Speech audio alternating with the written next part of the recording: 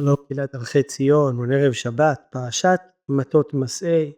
This is the second week of the Haftarot that are part of Ben HaMetzarim, where the Haftarot come with great criticism on Am Yisrael and preparing us for the great tragedy of the destruction of Beit HaMikdash HaSheni. In many prophecies in the Nevi'im, we read about the criticism on Am Yisrael that worshipped Avodah Zarah. Idolatry seems something very far-fetched from our world. And when we read this criticism, it could be something that we feel is not really relevant to us today. When the prophets come out and call us to change our ways socially, economically, when they come and tell us to learn more Torah or keep Shabbat, these are prophecies we can identify with. When the criticism is about Avodah Zarah, it doesn't always seem like it's relevant to us now. But the truth is, sometimes it seems like the criticism about Avodah Zarah was written for us in our modern times. This week, we read from Yirmiyahu, Perek Bet. We read a pasuk saying that Am Yisrael did two bad things. Shtayim ra'ot asa ami, oti azvu. Am Yisrael has left Hashem, Makor Ma'im Chaim, and Hashem describes himself as a source of water of life, Ma'im Chaim. And that's the number one problem, that they left Hashem. And the second one is they left Hashem in order to lachtzov lahem borot nishbarim asher lo yachilu hamayim, going to dig broken wells that can't absorb the water that they need to hold. These wells are broken and can't hold the water that they're supposed to keep. And I think that's an important point.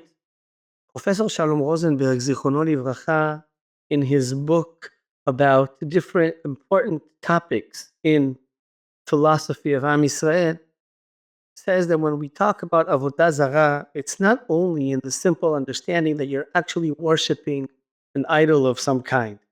That is really far from us usually. But there's a deeper meaning.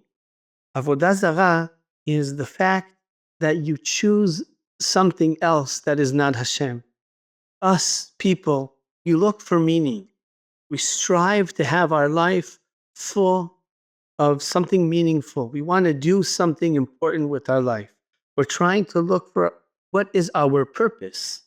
And many times, instead of looking for that within the Torah, within what Hashem guides us, instead of finding it in our connection with Ribono Shel Olam, we try digging all these wells. And these wells change from person to person, from culture to culture. And when these are wells that are not connected to the pure source of water, to Ribono Shel Olam, so then these are wells that are not eternal, that are just relative, that break, and they can't really keep the purpose that we're looking for. The search that we have is not going to be fulfilled.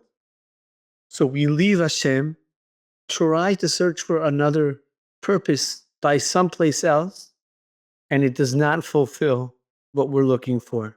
That's exactly the criticism that Yirmiyahu has against Am Yisrael that are worshipping Avodah Zarah. You've left Hashem, you've put your focus on something else, and what you've put your focus on, something that is not completely fulfilling. According to Yirmiyahu, it's just useless. So this is a chance for us, when we listen to these haftarot at these 3 weeks, preparing towards Tisha B'Av, this is a time also for tshuva, also to try to fix our ways and listen to what the prophecies have to say. And Yirmiyahu is calling us to check, what is the center of our lives? Are we digging the correct well? Are we connected to Hashem the way we should? And do we look and search for our purpose through that channel?